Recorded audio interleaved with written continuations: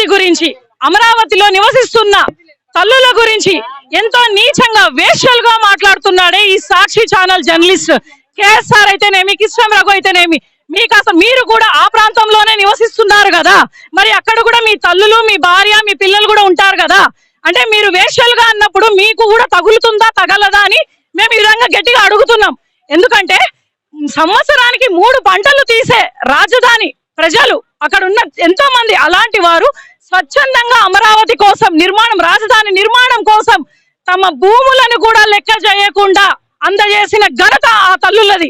ఎంతో సంవత్సరం వరకు పోరాటాలు చేసిన ఘనత తల్లులది. అలాంటి తల్లుల గురించి వేశ్యలని మాట్లాడుతున్నారే, మీరు అసలు మనుషులా మేమని అడుగుతున్నాం. ఎక్కడైతే మహిళలు పూజిస్తారో అక్కడ దేవతలు నివాసం ఉంటారంటారు. అలాంటి సిచ్యువేషన్ 5 కోట్ల ప్రజలు ఎన్నుకున్న కూటమి ప్రభుత్వానికి, అందులోనూ కోస్తాంధ్రలో ఉండే అమరావతి రైతులు, మహిళల గురించి ఇంత కించపరుస్తూ ఇంత దిగజారుతనంతో మాట్లాడుతున్నారే, మీకు అసలు మనస్సాక్షి అనేది ఉందా? అదే మీ ఎక్స్ సీఎం గారు కూడా తాడేపల్లి, అక్కడే అమరావతి పరిసర ప్రాంతాల్లో తాడేపల్లిలోనే నివసిస్తున్నాడు కదా, మీ కళ్ళు కనబడలేదా? అంటే ఈయన వేశ్యలు భారతీ రెడ్డి గారికి రావచ్చు, వాళ్ళ పిల్లలు కూడా తగలొచ్చు కదా. చుట్టుపక్కల ప్రాంతాలంటే వాళ్ళు కూడా అక్కడే ఉన్నారు కదా. ఎంతవరకు సమంజసం? నోటికి ఎంత వస్తే అంత మాట్లాడతారు. ఇంత దిగజాడు రాజకీయం ఎక్కడా చూడలేదు. మీతోనే ఆ రోజు అధికార పక్షంలో ఉన్నప్పుడు తల్లి లాంటి మా బోనమ్మ గురించి కూడా కించపరుస్తూ మాట్లాడారు. అదే ఈ రోజు భూములు ఇచ్చిన, రాజధానుల కోసం భూములు ఇచ్చిన తల్లుల గురించి కూడా మీరు వేషాలని మాట్లాడుతున్నారు. దీన్ని మేము ఊరికే నిజంగా అంటే చెప్తున్నాము, ఎంతటికైనా మేము ప్రతిపక్షంలోనే కేర్ చేయలేదు. అలా అధికార పక్షంలో ఎవరిని ఇడిచిపెట్టే ప్రసక్తే లేదు. బహిరంగంగా జగన్మోహన్ రెడ్డి, భారతి రెడ్డి వచ్చి ప్రతి ఒక్కరి మహిళలకు, తల్లులందరికీ కూడా క్షమాపణ చెప్పి తీరాలి. లేనిచో జరిగే పరిణామాల గురించి మేము చెప్పము, ఒక సాటి మహిళలుగా చేసి చూపిస్తాం మేము ఖచ్చితంగా. ప్రతి ఒక్కరు గుర్తించుకోండి ఈ విషయాన్ని. ఆ రఘు ఎవడు వాడు? ఒక జర్నలిస్ట్ అంటే ప్రతి ఒక్కరికి ఎంతో అభిమానం ఉంటది. ఆ సాక్షి అనే ఒక పనికి మాలిన పత్రికలో మహిళల గురించి కించపరుస్తూ మాట్లాడుతున్నారు. దీన్ని మేము తీవ్రంగా ఖండిస్తున్నాం. వదిలిపెట్టే ప్రసక్తే లేదు. యజమాన్యం వచ్చి క్షమాపణ చెప్పాలి. లేదంటే ప్రతి ఒక్క ప్రాంతంలోనూ, ఆంధ్ర రాష్ట్రంలో ప్రతి ఒక్క మహిళ కూడా దీన్ని ఊరికే వదిలిపెట్టే ప్రసక్తే లేదు.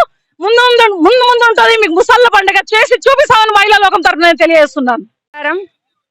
మొన్నటి రోజున చూసాం సాక్షి ఛానల్లో, ప్రముఖ దినపత్రిక అని చెప్పుకునే ఒక సాక్షి ఛానల్లో మహిళల గురించి, అమరావతిలో ఉంటున్న మహిళా లోకం గురించి ఎంత తప్పుడు మాటలు మాట్లాడారు. నిజంగా జగన్మోహన్ రెడ్డి నీ దుర్మార్గమైన పాలనకి ప్రతీక ఈ సాక్షి ఛానల్. ఏంటయ్యా అసలు అమరావతిలో వేశ్యల అమరావతి అని మాట్లాడుతున్నావే, ఒకప్పుడు కమ్మ అమరావతి అంటివి, ఈ రోజు వేశ్యల అమరావతి అంటున్నావు. అసలు ఆడవాళ్ల పట్ల నీకున్న ఇంకిత జ్ఞానం కొంచెమైనా తెలుస్తోందా?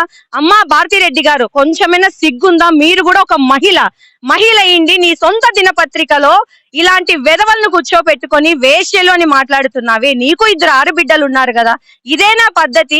వెంటనే మీడియా వాళ్ళు కూడా, దయచేసి చేతులెత్తి మొక్కుతున్నాను, మీడియా వాళ్ళు కూడా ఆ 2 మీద మీరు మీ మీడియా తరపున వాళ్ళను బహిష్కరించి చట్టపరమైన చర్యలు తీసుకోవాలి.